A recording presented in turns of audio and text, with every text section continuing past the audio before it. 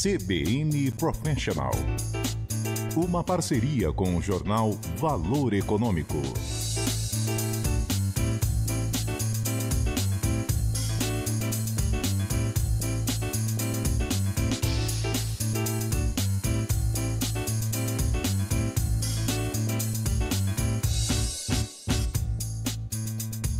Olá, eu sou a Juliana Prado, da CBN. E eu sou Estela Campos, editora de carreira do jornal Valor Econômico. E começa agora mais um episódio do CBN Professional, que é uma parceria da CBN com o jornal Valor Econômico. Aqui você encontra dicas sobre carreira, gestão e negócios para inspirar você.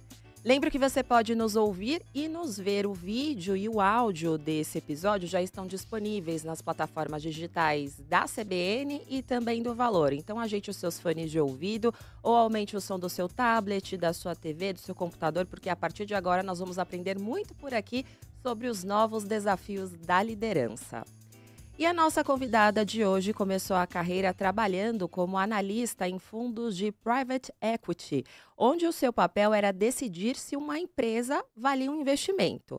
Até que ela decidiu deixar o mercado financeiro e ir para o outro lado da mesa. E desta vez como uma empreendedora buscando um sim dos fundos de investimento. Então, em 2019, ela se juntou a dois amigos e acabou fundando uma corretora de planos de saúde empresariais. Logo de cara, ela conseguiu um aporte aí de 100 milhões de reais, o maior montante levantado por uma mulher no Brasil até aquele momento. Hoje, seu negócio contabiliza aí 200 mil vidas atendidas, 750 milhões de reais em contratos de benefícios de saúde, mais de 160 clientes e emprega 200 pessoas. Além disso, atingiu uma receita em 2024 de 40 milhões de reais. Ela é formada em economia pela USP e tem uma especialização em empreendedorismo pela Universidade de Stanford, nos Estados Unidos. E antes de fundar o próprio negócio, ela trabalhou em empresas como Barclays Capital, Temasek e Actis. E não é só pelo fato dela ser uma mulher em um mercado dominado pelos homens, que a nossa convidada de hoje se destaca. Ela também é uma das poucas líderes lésbicas no país e uma de suas bandeiras é a luta contra o preconceito e pelos direitos da comunidade LGBTQIA+. Bom, além de fazer tudo isso, ela participa ainda da comunidade Female Force, onde apoia mulheres empreendedoras na área de tecnologia. E para falar mais sobre a trajetória na liderança e também como fazer crescer o negócio, a Estela e eu vamos conversar a partir de agora com a Manuela Mitchell, cofundadora e CEO da People Saúde. Manuela, muito obrigada por aceitar o nosso convite, seja muito bem-vinda. É um prazer estar aqui com vocês, sou uma ouvinte, muito feliz de estar na CBN. Bem-vinda. Manuela, eu quero começar aqui a nossa conversa falando um pouquinho sobre a sua vida familiar. Os seus pais, eles são formados em literatura e na sua família, ninguém era muito ligado a essa área de negócios e empreendedorismo, né? Eu queria saber o que acabou te atraindo para esse mundo e se isso teve a ver com a sua escolha em cursar economia. Legal. Minha trajetória ela é toda meio diferente, assim. Então, minha mãe brinca que quando eu tinha 4 anos, teve uma apresentação da escola, onde as crianças iam falar para os pais o que elas queriam ser quando crescer. E a maioria das crianças falava bailarina, assistente de palco da Xuxa, jogador de futebol. E eu fui no palco e falei, eu quero ser presidente do Brasil. Então, eu acho que eu tinha uma coisinha meio diferente desde o berço, assim, nesse sentido. E aí tem um segundo episódio que eu gosto muito de contar, que quando eu tinha 15 anos, a minha escola fazia a gente escrever uma carta pra gente mesmo daqui a 10 anos. Eu recebi quando eu tinha 25. E nessa carta eu falava que eu queria ser uma mulher de negócios bem-sucedida, queria viajar o mundo a trabalho. Então eu sempre tive uma coisa meio minha, assim, diferente dos meus pais, apesar de eu amar ler, que é uma super influência deles, de querer trabalhar com esse lado meio de negócios. E aí a faculdade teve tudo a ver com isso. Porque um conselho que eu recebi do meu pai foi, olha, faz um curso pensando naquilo que você gosta de trabalhar e gosta de estudar. E eu era bem generalista na escola, gostava de exatas, muito, gostava de humanas também. E aí a economia foi meio que a escolha perfeita nesse contexto. Mas eu não era uma criança ou depois uma adolescente, uma adulta, que pensava em empreender na faculdade. Eu pensava em seguir carreira como executiva mesmo. A vontade de empreender, ela veio mais na época de mercado financeiro. E como é que foi a sua entrada aí no mercado financeiro? Conta pra gente. Na faculdade, eu fiz economia na USP, Uhum. e eu tinha já essa vontade de ser bem-sucedida, etc. E eu comecei a meio que me ambientar e falar onde as pessoas aqui que eu considero serem as melhores pessoas, para onde elas estão indo. E aí, na minha época de faculdade, eram basicamente duas grandes carreiras: mercado financeiro e consultoria estratégica. E aí eu comecei a comparar uma com a outra, eu achava que consultoria estratégica talvez fosse analítico, que era uma coisa que eu gostava muito, mas muito projeto e muita variação de projeto, e mercado financeiro, principalmente em private equity, que foi a carreira que eu segui, era analítico também, mas você seguia com o investimento. Então você fazia um ciclo completo de analisar, investir e sair. E aí eu tomei a decisão de que eu queria procurar algo em private equity. Tive sorte que na época que eu me formei, né, e o Brasil estava num momento onde tinham muitas vagas sendo abertas, porque é um setor super competitivo também, os times são enxutos, 10, 12 pessoas no máximo. Uhum. E aí eu acabei entrando na Temasek, que foi uma super escola para mim, onde eu fiquei uma grande parte do começo da minha carreira. A Temasek, ela tem a sede em Singapura, né, você estava contando. E você viajava muito para lá, quer dizer, um dos seus sonhos que era viajar trabalhando, você conseguiu aí. Conta pra gente como é que era essa experiência, né, de trabalhar, né, numa cultura tão diferente, essas Legal. viagens frequentes e tal. A primeira coisa que eu falo é o sonho de viajar a trabalho, ele só existe quem não viaja a trabalho, né? Porque quando você Porque dá muito começa, trabalho viajar quando a você trabalho. começa a viajar a trabalho, esse sonho já morre rapidinho. Aham. Então, Singapura na minha vida foi um pouco disso, assim, porque eu ia muito pra Singapura, 4, 5 vezes por ano. Era uma viagem muito extenuante, então eram 24 horas pra ir, 24 horas pra voltar, fora o fuso. Foi muito legal, assim, estar num fundo global muito grande. Então, a Temasek é o fundo soberano do governo de Singapura, um dos maiores fundos de investimento do mundo. Foi muito legal ter essa visão global de investimentos. Então, estar numa geografia que era olhar a América Latina, mas também ter a possibilidade de trabalhar com outras pessoas que olhavam outras geografias com contextos complementares. E trabalhar com asiáticos também foi muito interessante no começo da carreira, porque tem um gap cultural muito maior do que trabalhar, por exemplo, com americanos, que é que várias pessoas fazem, assim. Então, eu também me desenvolvi muito nesse sentido, de aprender a navegar diferentes culturas. Foi, assim, incrível, e moldou muito a profissional que eu sou hoje, assim. Uhum. Quando você estava na área de investimentos, frequentemente você era a única mulher, né, Uhum. na mesa de negociação. Isso de alguma forma te incomodava e como é que você lidava com isso? Engraçado, assim, eu não acho que me incomodava, porque você vai normalizando algumas coisas que acontecem, né? Sim. Então, desde muito cedo, eu comecei a normalizar o fato de eu ser a única mulher. E você vai encontrando mecanismos para se inserir nesse ambiente, e encontrar até interesses comuns que você tem ou que você vai criando com as suas contrapartes que são homens. Então, para mim, não gerava estranheza. Tem algumas poucas situações que eu falava, nossa, isso aqui realmente é estranho. Por exemplo, quando você vai numa reunião e um homem não olha pra você. Hum. O que acontece, né, no Uhum, ambiente profissional. uhum. Ou por exemplo, você tá, às vezes, numa reunião e tem 40, 50 pessoas na sala e você ser a única mulher, que aí fica muito evidente. Mas eu fui ganhar muito mais consciência sobre isso ao empreender, e também acho que ao amadurecer, do que quando eu era uma analista de investimentos. Uhum. Agora, o seu pai é inglês, né? Uhum. E você, num post ali que a gente viu, 2020, você contou que ele morava na Inglaterra, né? Ou mora, não sei, Mora. com os seus irmãos e tal. Uhum. Você nunca pensou em seguir carreira fora do Brasil? Porque você já teve toda essa experiência fora. É interessante, assim, minha mãe é brasileira e meu pai é inglês, e eles se separaram, meu pai mora lá e eu tenho irmãos que moram lá, né, então eu sou a única filha hoje que mora aqui. Minha mãe é uma apaixonada pelo Brasil, assim, então ela sempre falou pra mim que o Brasil era o país do futuro. Minha mãe é muito patriota, assim, de um jeito, não talvez como a palavra é usada hoje, mas assim, ela genuinamente acredita que o Brasil é um país que vai dar certo um dia. Uhum. E eu acho que isso acabou me influenciando muito, do jeito que eu penso, do jeito que eu encarei o Brasil na minha carreira. Eu sempre vi o Brasil como um país que me dava muito mais oportunidade do que talvez estar na Inglaterra. Na Inglaterra eu talvez teria tido uma outra carreira mais estável, eh, talvez assim, mais como executiva ali, com mais oportunidades por estar em empresas que tinham a matriz ali. Mas eu sempre achei que o Brasil tinha esse quê de caos e esse quê de oportunidade, que eu gosto muito e enxergo como um ativo para minha carreira e Então eu nunca pensei em ir, assim. E hoje eu vejo com bons olhos, falando que bom que eu não fui. Porque o Uhum. fato de eu ter empreendido aqui tem muito a ver com o fato de eu estar no Brasil.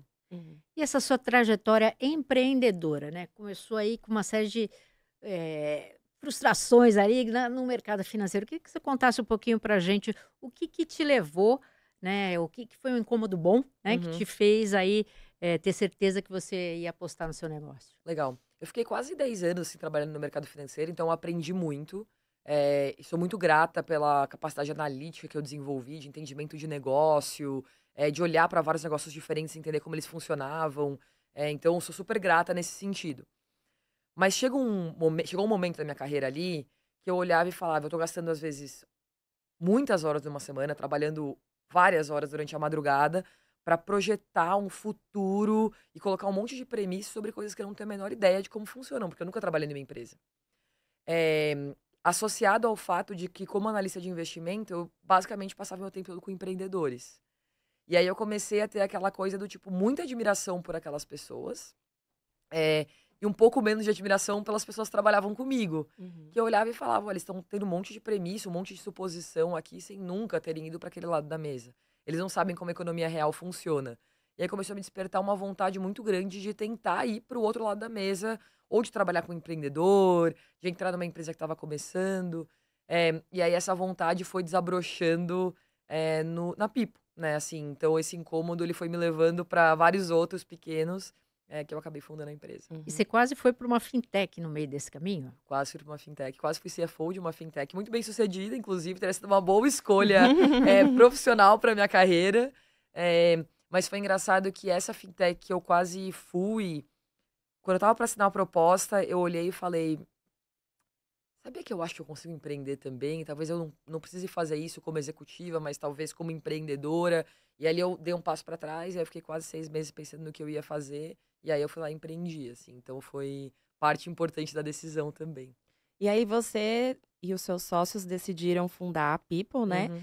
E qual que era a ideia inicial? E fazendo comparativo com hoje, mudou essa ideia? Mudou bastante. Uhum. Então, em 2018, foi o ano que a gente decidiu realmente empreender, né? Que eu pedi demissão do trabalho, etc. E a ideia, Quanto tempo demorou desde um a ano. ideia até fazer? 1 ano. Um ano e muita coisa, muita água passou, assim, no meio do caminho. E eu acho que foi uma das grandes aprendizados para mim, dos primeiros aprendizados como empreendedora, que eu tinha uma cabeça muito de investidora, né? Então, investidor, ele olha uma tese de negócio, ele olha uma coisa, ele meio que se apaixona por aquilo, pela solução, Uhum. posto de outra forma. E o empreendedor, ele é um apaixonado por problemas. E essa mudança da solução para o problema foi um processo que se desenrolou ao longo desse um ano. Porque o que eu queria fazer no começo era dentro de saúde, mas era olhar para fraude, desperdício, abuso que existe dentro do setor de saúde, pensando na operadora. Então, eu queria fazer uma empresa que era uma empresa de dados, olhando para a operadora de saúde. E na época, 2018, pré-pandemia, setor muito pouco digitalizado, nem o dado era digital, então as operadoras aprovavam um procedimento muito em folha. Uhum. Você chegava nos departamentos de conta médica, eram pessoas trabalhando em mesas com um monte de folha, e que eu não tinha nenhuma entrada ali, assim, comercial até falando, num setor que ainda que tenham 1.000 operadoras no Brasil, é concentrado em 10, né? Então, tem uma concentração de mercado muito grande. E aí, aos poucos, a gente foi desconstruindo essa ideia. Ainda ficamos na temática de saúde, que eu acho que é uma coisa que a gente acreditava muito, que era um setor que não tinha sido tão tocado por tecnologia e por inovação e tinha muito espaço. Mas aí a gente mudou bastante para o que a Pipo faz hoje, que a gente presta serviço para a empresa. A gente tem um olhar de redução de custo, então tem uma similaridade e de gestão de saúde e melhora de cuidado, mas da perspectiva da empresa, muito focada no RH, e também com uma ponte direta com o colaborador. Então, é uma empresa que tem um olhar B2B, né, que é parecido com o que a gente fazia lá atrás, mas também tem um ângulo B2C, então que fala direto com o colaborador é muito grande. Então, bastante coisa mudou. Até para explicar um pouquinho para o nosso ouvinte, né? Uhum. Porque quando a gente pensa, né, em operadora de saúde, as pessoas vão pensar, ah, não, é o operador de saúde que você Uhum. contrata e vai lá. Uhum. Não é isso que vocês fazem, né? Uhum. Conta um pouquinho, assim, de uma Legal. forma clara para o nosso ouvinte entender um pouco o que é a Pipo. O que eu faço é muito específico, tá? Tem uma brincadeira que falam que o empreendedor tem que contar pra mãe o que faz e a mãe tem que entender. Eu acho que minha mãe não entendeu até hoje, tá? Então, Boa sorte, pessoal. boa sorte, pessoal. Mas brincadeiras à parte, assim, a gente é uma corretora de seguros, né? Que é um intermediário entre a operadora, então a gente tá falando Sul América, Mil, Unimed, Bradesco, todas as suspeitas tradicionais aqui, e as empresas que hoje são as maiores contratantes de plano de saúde do país. A corretora, que é o que a Pipo ela faz todo esse processo de análise de qual que é o plano, qual que é a operadora, que é contratação, né, de fato do benefício, mas também de gestão. Porque tem todo um trabalho invisível para as pessoas, que é o trabalho de inclusão de colaborador, pagamento de fatura, desconto em folha, de valores de coparticipação e, acima de tudo, de acompanhamento da evolução desse gasto. Porque a parte invisível que as pessoas não veem é que o custo com o plano de saúde ele aumenta todos os anos com base no uso das pessoas daquela empresa. Então, o trabalho de gestão de gasto, de evitar gasto que poderia ser evitável, de planejamento de cirurgia, de reversão de cirurgia que poderia ser evitável com outros procedimentos, é um trabalho muito importante pensando em controle de custo. Porque plano de saúde, há 20 anos agora, sobe mais que inflação no Brasil. E já é o segundo maior gasto das empresas depois de salário. Então, é bem essa dor, assim, que a Pipo se propõe a resolver. E é uma abordagem muito diferente em relação ao que uma corretora tradicionalmente é. Porque uma corretora tradicionalmente é um intermediador, é muito transacional a relação da corretora e da empresa. A Pipo acredita que essa relação transacional deveria ser uma relação de valor agregado / gestão de saúde.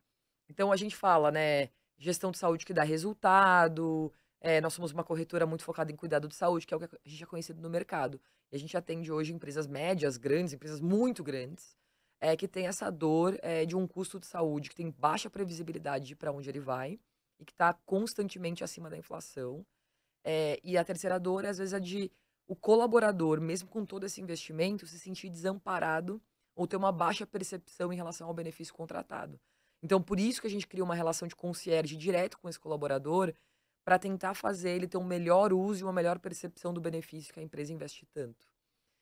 E a gente compete hoje com corretoras tradicionais. Ser corretor de seguros, de maneira geral, é uma das profissões mais antigas do mundo. É verdade. E a gente compete com empresas multinacionais, então empresas inglesas, americanas, que atendem essas empresas no Brasil, mas também com algumas empresas grandes aqui, que são brasileiras, que foram fundadas nos últimos 20, 30 anos. Falando um pouquinho mais sobre o seu modelo de gestão, sua liderança, quais características você precisou abrir mão ou desenvolver para deixar de ser uma analista em uma equipe e aí passar a liderar um time? Legal. Eu brinco assim que a vida de investimentos, de maneira geral, a vida do mercado financeiro, ela é faço sempre uma analogia, é como se fosse uma sniper no exército. Porque é aquela coisa assim, é todo mundo autônomo, você tem o seu próprio equipamento, você é automotivado. As motivações em geral no mercado financeiro são muito extrínsecas relacionadas a dinheiro, falando assim, português bem claro. E quando você vai para uma empresa, é muito diferente. É muita gente, são muitas camadas de gestão, não é todo mundo que ganha um valor ali que assim, aquilo por si só já motiva as pessoas. Então, o meu principal desenvolvimento entre sair do mercado financeiro e virar uma empreendedora hoje foi definitivamente no que diz respeito à liderança. Liderança desde coisas básicas do tipo, vamos alinhar prioridades, que eram coisas que para mim não eram tão necessárias, porque para mim já parecia meio óbvio que eu precisava fazer, até vamos motivar as pessoas. Vamos criar um ambiente gostoso, um ambiente onde as pessoas se celebram, se sentem vitoriosas e que as coisas estão andando na direção certa, porque times vitoriosos fazem times serem ainda mais vitoriosos. Então, esse tem sido para mim um processo ainda muito grande de desenvolvimento profissional. Você comentou até uma vez aí numa entrevista que a gente viu que em vez de ter passado décadas, né, ali, né, para se desenvolver como líder, você foi um processo super rápido. Você Sim. tem quantos anos hoje? 33. Então, você começou muito nova, né? A People quando você tinha 28 anos, é isso? Comecei com 26. 26, É então. muito, Como é que é assumir a liderança tão jovem, né? Assim, porque de alguma forma pula algumas etapas, mas também acelera outras, né, aprendizados. Como é que você vê esse desenvolvimento para você? Eu acho que é interessante, assim, né? Eu brinco que empreender é um misto de ingenuidade com coragem. Ingenuidade porque você não sabe direito o que te espera, porque se soubesse, provavelmente você não faria. E coragem, porque você tem que olhar e falar, eu sou capaz de fazer. Ou eu acredito que eu e meu time, as coisas que eu acredito vão ser capazes de fazer. E eu acho que o processo de desenvolvimento de liderança, ele é um pouco isso também.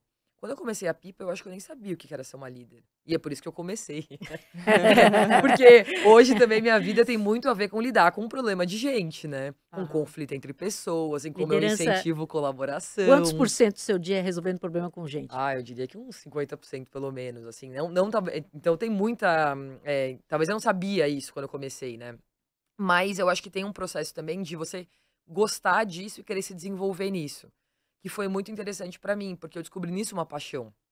Porque eu vim de um ambiente onde eu não tinha basicamente gestão de pessoas, e eu adoro gestão de pessoas, eu adoro liderança. Eu acho que essas engrenagens de fazer as coisas acontecerem numa empresa é super desafiador, mas também quando você consegue fazer as coisas funcionarem é fantástico, então super recompensador. E aí eu tenho me colocado num lugar ali de querer me desenvolver nesse lugar, de pedir feedback, de procurar curso, de procurar mentoria, de mentorar também e conseguir me desenvolver através disso. Então, eu ainda continuo tendo muito prazer nesse processo de desenvolvimento e eu acho que isso é muito legal. Porque eu vejo outros empreendedores, por exemplo, que chegam nessa cadeira e falam: Nossa, não quero. Trazem alguém, às vezes, algum executivo de Uhum. mercado razoavelmente rápido para serem o braço direito, ou às vezes até o CEO da empresa. E fazem aquilo que gostam, que às vezes é desenvolver produto, tecnologia, que eu também gosto, mas eu também gosto de outras coisas, sabe? Então, acho que isso foi uma bênção para mim, que eu aprendi meio sem querer, ao longo dos últimos 6, 7 anos. Uhum.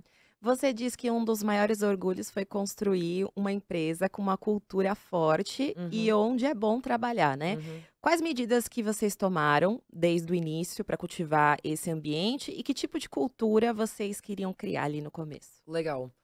Eh, eu sou muito orgulhosa, assim, de ter construído uma empresa que talvez ela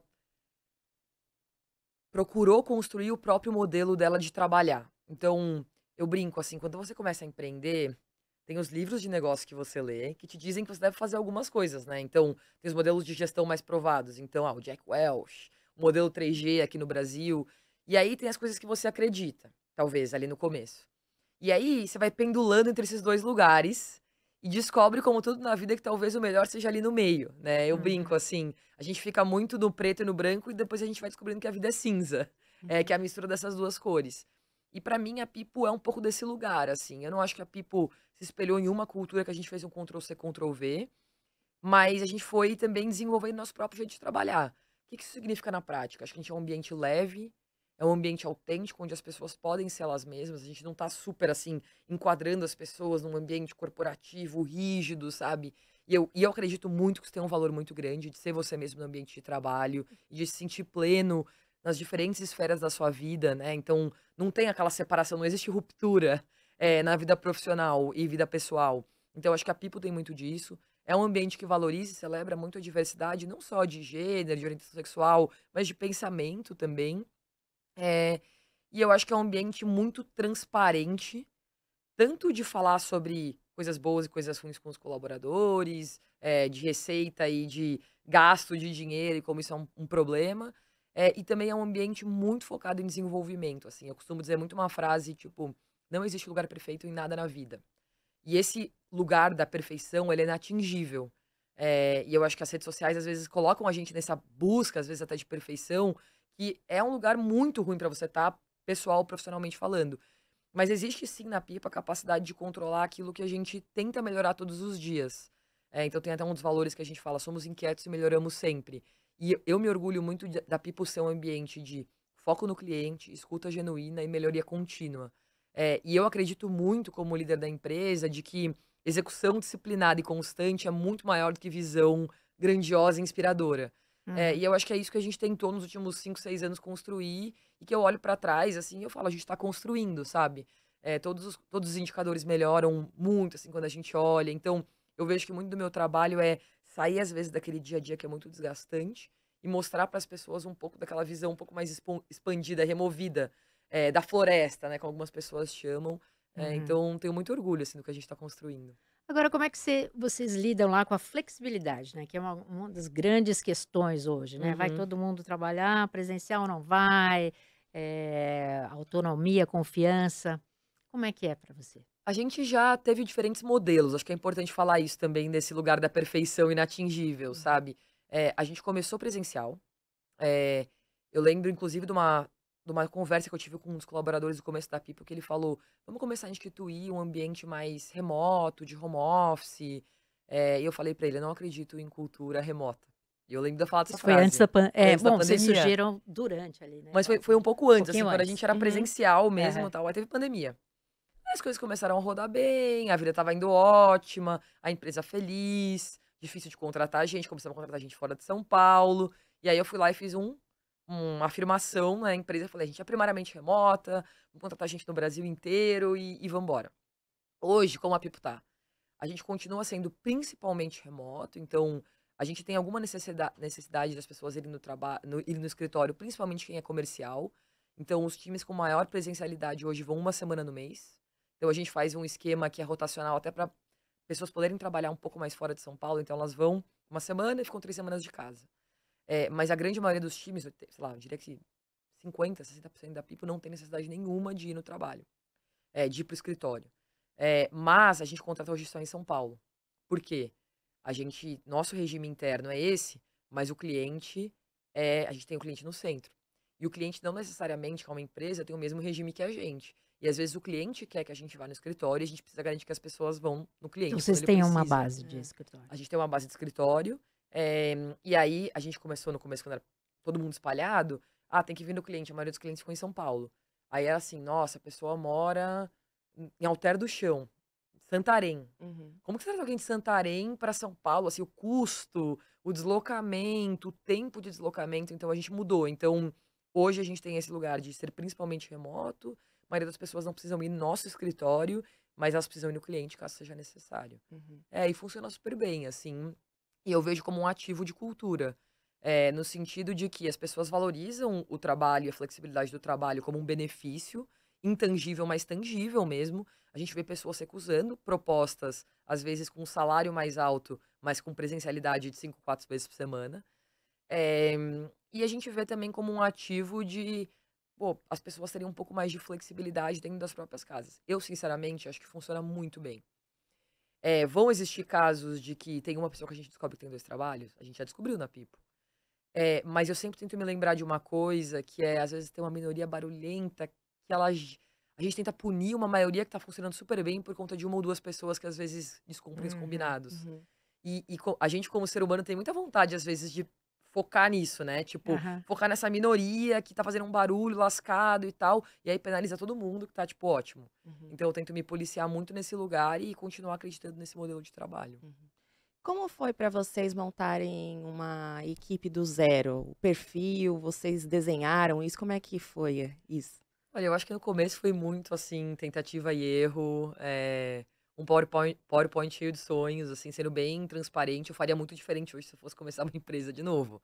Eu acho que eu tentaria desenhar muito mais competências necessárias, habilidades, um processo de entrevista estruturado. Naquela época foi: "Putz, a gente precisa ir numa seguradora. Ah, ninguém nunca fez isso, vamos contratar alguém que já fez isso antes. Ah, vamos falar com as pessoas e ver quem indica. Ah, vamos entrevistar meia dúzia. Ah, vamos ver quem a gente gostou". Então, assim, era um processo muito mais atrelado até a viés de afinidade, coisas do tipo. Funcionou, então também não é que eu olho pra trás e falo: "Nossa, foi horrível", Uhum. mas eu acho que tem muita coisa que eu mudei, assim, como contratar, como desenhar um perfil de vaga que eu faria muito diferente hoje em dia. E o que te chama a atenção num talento hoje, Manuela?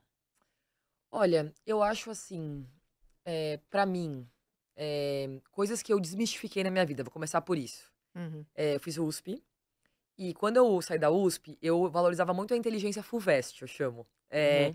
Que é aquela pessoa que vai muito bem no vestibular, super bom aluno, CDF, que era um pouco parecido talvez com quem eu tenha sido, né. E não que isso não seja importante, pensando em capacidades e competências, mas hoje em dia eu olho muito mais para soft skill, pensando como habilidades que eu valorizo em profissionais que eu contrato. E quais são essas? Um que eu acho fundamental, curiosidade. Então, profissionais que realmente estão gastando tempo e energia de tentarem ser melhores profissionais e estão olhando ali fora do seu contexto diário de trabalho, eu acho que isso é uma super habilidade. Eu acho que tem um lado que tem que tomar cuidado, que às vezes tem pessoas que fazem isso e aí não dão conta do próprio trabalho. Então, Uhum. É sabe? aquela coisa, tem que Uhum. entregar no fim do dia, né? Não adianta nada você saber um pouquinho de tudo e não saber nada de nada. Então, acho que Uhum. tem esse balanço fino pra ser feito quando você entrevista alguém. Tem uma segunda coisa que eu admiro muito, que é, tipo, a disciplina / comprometimento. Então, quando eu falo isso, eu não tô procurando pessoas que trabalham 20 horas por dia de maneira louca, não é isso que eu quero dizer aqui. Mas pessoas que se sentem donas do seu contexto, que quando dá um problema do cliente, elas vão lá e resolvem, mesmo que aquilo não seja necessariamente o que tá escrito no job description dela. Então, acho que essa é uma super habilidade. E 3, eu acho que pessoas que escutam, e que conseguem colaborar e que estão dispostas a resolver o problema para além, às vezes, de um conflito de ego, ou de minha área versus sua área. Então tem um pouco dessa humildade intelectual, assim, e essa escuta ativa. Então, essas são habilidades que eu acho que são super importantes hoje. Eh, e eu vejo muita gente, assim, às vezes muito focada, né, em: "Ai, vou aprender um monte de coisa aqui sobre contabilidade e tal". Isso é super importante no começo da carreira, mas quanto mais eu vejo a evolução da carreira, mais eu acho que essas soft skills, essas competências um pouco mais ambíguas são importantes e é o que eu valorizo hoje. E a gente tem ouvido bastante, né, falar nessa questão intergeracional, né, Uhum, de você ter pessoas de todas as idades, tal. Você como uma líder, jovem ainda, uhum, como é que você trata isso dentro da empresa? Quer dizer, existem, pessoas, você falou que tem muita diversidade de opiniões e tal, uhum, imagino de uhum, idade, gênero e tudo. uhum, Como é que você faz essa integração intergeracional? Porque a gente fala, né, sobre mentoria reversa, sobre vários tipos de, uhum. você tem essa preocupação, não? Olha, primeiro eu acho que integração numa empresa remota já é um super desafio. Então vale a pena também dizer isso, porque as pessoas ficam muito hiper focadas ali no seu contexto, né? Sim. Eh, e aí, como que você interage com a pessoa, às vezes, de uma outra área que você nunca quase trabalha junto? Então, tem uma intencionalidade que é necessária nesse processo de integração muito grande. Então, por exemplo, uma coisa que a gente faz na Pipo a gente tem um cafezinho remoto que a gente pareia pessoas aleatórias uma vez por mês. Então, a pessoa da Ah, área A vai trabalhar com a pessoa da interessante, área Z e elas vão se encontrar 15 minutos para se conhecer, então a gente tenta criar umas coisas assim. O segundo interessante. eu acho que diversidade geracional pra gente foi uma coisa no começo, a gente encontrava gente muito parecida com a gente, muito jovem Uhum. e tal, e hoje em dia eu já vejo muito mais valor na diversidade geracional olhada de outro ângulo, muito mais ampla, assim, porque enquanto talvez a geração mais atual seja talvez mais imediatista, né, e até pelo contexto da geração, você pede um lanche, ele chega em 10 minutos, você pede um mercado, ele chega em 5, Uhum. você quer ver pra onde você vai, tá em 1 minuto na internet. Eu acho que existem, por exemplo, coisas ali mais de resiliência, paciência, que gerações, talvez 1, 2, 3, 4 pra trás, conseguem meio que complementar. É, então a gente tenta pensar em formação de time desse jeito também hoje, até pensando no que as pessoas querem para a própria carreira, assim, porque às vezes eu falo, né, é muito importante você saber, uma das coisas que eu mais aprendi nos últimos anos é um time vencedor não é composto de 11 superestrelas, né? Naquele sentido de todo mundo quer ser o próximo melhor do mundo. Até fazendo um paralelo com o futebol, né, assim, você Aham. pensar: "Ah, o PSG do Neymar e do Mbappé não funcionou por quê? Porque todo mundo queria ser o melhor do mundo". Sim. Uhum. Tem que ser aquele time que tem que ter uma pessoa que talvez ela quer ser a melhor do mundo, algumas que querem, tipo, só serem felizes, voltarem pra casa. Então eu penso muito na composição de time de maneira muito mais intencional e acho que as gerações têm um poder importante nisso hoje. Uhum.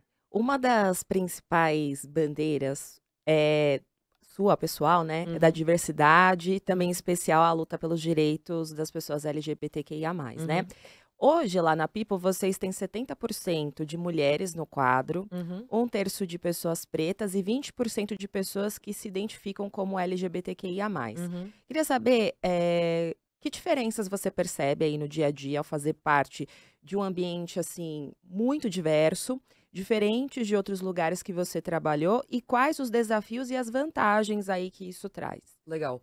Acho que a primeira coisa que vale a pena falar aqui, assim, eu sempre falo, né, eu sou uma mulher lésbica, casada com uma outra mulher e etcétera, muito num lugar de quebrar um pouco, talvez, a falta de referências que existam sobre mulheres lésbicas que são líderes. Sim. Porque é uma coisa que eu vejo que foi muito importante na minha carreira foi esse movimento de olhar para pessoas e falarem: "Eu quero ser igual ela". E essa pessoa podia ser minha mãe, podia ser minha chefe, podia ser uma executiva famosa que eu lia livros. Eu acho que esse é um lugar de ver que é possível ser muito empoderador. Independente de qual recorte de diversidade você, né, seja Uhum. parte. Uhum. Talvez se seja um homem hétero branco, tenha várias pessoas que você possa se inspirar ali, né? Pensando em coisas. Então, isso pra mim foi uma coisa que pra mim foi muito importante e eu julgo ser importante pra outras pessoas porque eu passei por isso. É, e aí a segunda coisa é, por eu falar muito abertamente disso, sempre me chamam pra falar de diversidade. E aí, às vezes, eu vou pra ambientes talvez que sejam um pouco mais comprados com essa ideia da diversidade já na largada, ou ambientes talvez não tão comprados. E aí, quando ele não é tão comprado, geralmente o briefing que me vem é traz alguns dados, fala um pouco sobre o impacto da diversidade em resultado de negócio, etc. E se você digitar no Google diversidade e negócios, provavelmente você vai ver 200 milhões de estudos que mostram que as empresas que têm mais diversidade de gênero são empresas que performam melhor no S&P 500 do que empresas que não têm. Então, assim, acho que existe bastante evidência empírica. Mas eu acho que é menos sobre a evidência empírica, e eu sempre tento contar um pouco sobre a história, né? Então, assim, eu já fui uma mulher assumida no ambiente de trabalho e já fui uma mulher não assumida no ambiente de trabalho.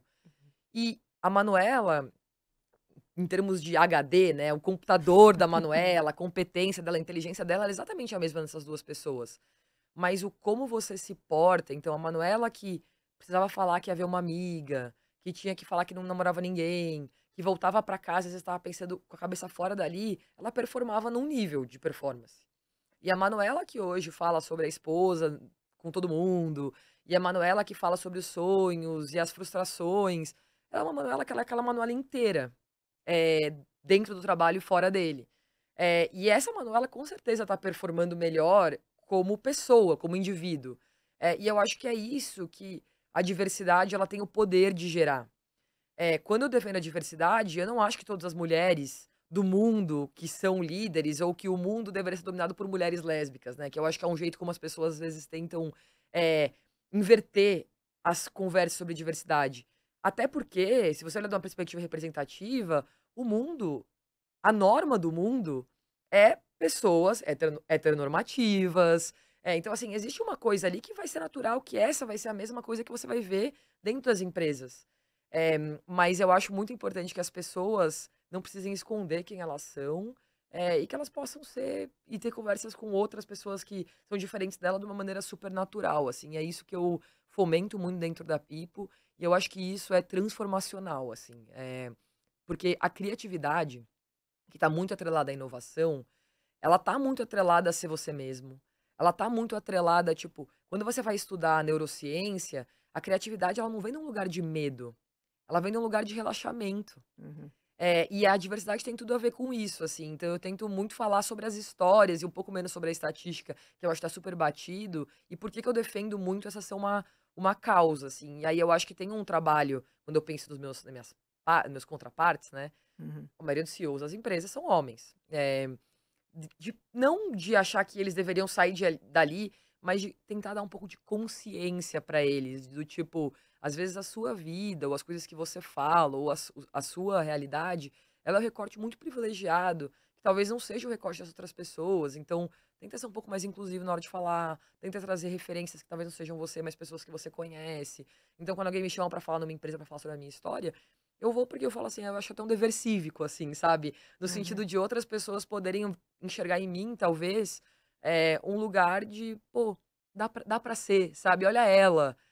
E eu acho que esse lugar é muito importante. É o modelo, né, que às vezes falta, né. E como você falou, né, não ser autêntico dá trabalho, né. Nossa, Você demais. tem que ficar gasta uma energia que não precisava Demais. estar focada ali, né. Com certeza. E quais medidas vocês tomaram para chegar aí a esses resultados aí? Tem algum ponto, de diversidade que você ainda sente que a People precisa evoluir? Sem dúvida, assim, acho que diversidade, tudo na vida é um olhar constante, né? Uhum. Eh, a gente olha muito para os indicadores de diversidade da empresa, a gente Vocês tenta são proativos, por exemplo, no recrutamento? bastante. Então a gente tenta abrir vagas afirmativas quando a gente percebe uma falta de diversidade num lugar A ou B dentro da empresa. A gente se compara muito com o Censo Brasil, tentando trazer um recorte de a empresa se refletir, de certa maneira, o que o Brasil é como país, pensando que também uma cultura de cuidado do cliente é uma cultura que o cliente também quer se ver dentro da gente. Então, se a gente tem um cliente, por exemplo, isso é história real de negócio. A gente teve um cliente que era uma pessoa trans, que foi atendido por uma pessoa trans que trabalhava na empresa. O nível de afinidade e relacionamento que essas duas pessoas vão criar é o nível que eu, por exemplo, não vou conseguir criar com aquela pessoa. Então, isso também é um outro argumento que eu uso muito como defesa da diversidade, né? Mas tem que cuidar sempre, assim. Acho que a People não tá no lugar que eu acredito que é o suprassumo da diversidade e tal. É, mas acho que a gente tá um tijolinho por vez, seria uma empresa diferente nesse sentido. Uhum. Bom, o papo tá bom, né, Estela? Mas, como sempre, a gente acaba falando demais, né? Exato. E tem uma ótima pergunta, né? Bom, olha, pra gente, eu queria que você contasse um pouquinho, Manuela, que conselho aí, o que você diria para alguém que está começando ali num cargo de liderança? Olha, cargo de liderança, eu acho que liderança é uma das posições mais difíceis que existem, porque tem muita cobrança ali. Então, por exemplo, quando a gente pensa em tema de saúde mental, que é uma temática hoje relevante quando a gente pensa em mundo corporativo, quem que está sendo cobrado, treinado e letrado sobre isso? Liderança. Quando a gente pensa em gestão de tarefas e excesso de tarefas que a gente tem, quem está sendo cobrado? Liderança. Então, assim, eu acho que é um cargo muito nobre, mas muito difícil de fazer, então esse seria meu primeiro conselho. O segundo acho que existe muito conteúdo aí muito bom para as pessoas se desenvolverem, buscarem desenvolvimento. Eh, e o terceiro conselho que eu daria é tentem trabalhar muito com o seu time, escuta aberta para ser um melhor líder, ouvir das pessoas e o que você acha que faz bem, o que as pessoas acham que você faz bem ou não. Eh, mas, assim, é impossível agradar gregos e troianos. Então, o lugar do líder é um lugar de solidão. E quanto mais sênior você fica na organização, mais sozinho você fica. Então, o lugar de CEO, acho que é o suprassumo, né, da solidão, no sentido de que as decisões que você toma, você sabe que elas não são unânimes, você sabe que elas vão desagradar alguém. E a busca do líder, ela não é uma busca de justiça, no sentido de todos são iguais perante os olhos de Deus, porque esse lugar não existe. Mas é uma busca de talvez coerência, de fazer o que é certo para a empresa naquele momento. Então, acho que saber essas coisas ajuda um pouco a assumir o desafio. Bom, agora a gente vai para a última parte do nosso episódio, que é o quadro de dicas. Manuela, queria saber o que você faz para cuidar do seu bem-estar físico e mental. Eu faço muito esporte, então eu estava falando aqui antes de É você verdade. chegar. Eu jogo tênis, corro, faço musculação, jogo tênis desde pequeno, então é um hobby que eu carrego até hoje. Inclusive, minha raquete tá bem ali. Ah, Porque eu vou para um jogo na hora do almoço. É. Eh, também tento sempre, assim, meu kit básico de saúde física e mental é dormir pelo menos 7 horas por noite. Me alimento bem, pelo menos de segunda a sexta. E gasto bastante tempo com a minha família e com os meus amigos, que me faz muito bem também, para além do trabalho. você leu algum livro recentemente que você acha super legal para dar uma dica aqui para o nosso ouvinte? Não precisa ser sobre gestão, pode ser sobre qualquer assunto. Eu vou dar 2 dicas, um sobre gestão, que é um livro chamado Working Backwards, sobre o modelo de gestão da Amazon, acho que é um modelo muito legal e muito tático o livro, então recomendo muito. E o segundo que eu vou dar, para quem quiser ler um livro de literatura, eu sou filha de pais professores, Uhum. Jefferson Tenório, ele tem 2 livros, né, o mais recente e A Avesso da Pele, acho que são livros muito legais para quem quer eventualmente entrar um pouco mais na didática, na temática de diversidade, de um jeito um pouco mais de ficção, mas que traz muita coisa legal. Aham. E filme e série, você tem alguma coisa para indicar que você viu recentemente? Eu falaria de ruptura como uma Ah, reflexão boa ruptura. sobre isso que eu disse aqui, sobre não existir segmentação entre pessoa física e pessoa jurídica, e de como, quando as pessoas e líderes reconhecerem isso de maneira mais explícita, isso é empoderador em termos de produtividade e impacto de negócio. Uhum. Você que gosta de tênis, né? Você chegou a assistir o documentário do Carlo Alcaraz? Não assisti Ah, ainda. uma boa dica para o nosso ouvinte e para você também. Vou assistir, não Como o assisti. jovem lida, né, com essa pressão, né, com esse perfeccionismo, fica aí como dica. Legal. Ela até estava contando aqui, ela tem um grupo, né, que isso é interessante, um grupo de mulheres que jogam tênis, né? Conta um Sim. pouquinho pra É. gente, que isso é uma ideia boa para, né, o pessoal que É gosta. muito legal, assim, acho que nessa ótica de a gente procurar nossas comunidades, né, e a gente se sentir bem nesses lugares. Eu encontrei faz mais ou menos um ano um grupo de mulheres que tem uma comunidade de jogar tênis durante o ano todo, que eu participo. Uhum. E elas são super unidas, fazem café da manhã, fazem viagem, super geracional. Eu jogo de pessoas de 70 a, tipo, 18 anos, literalmente.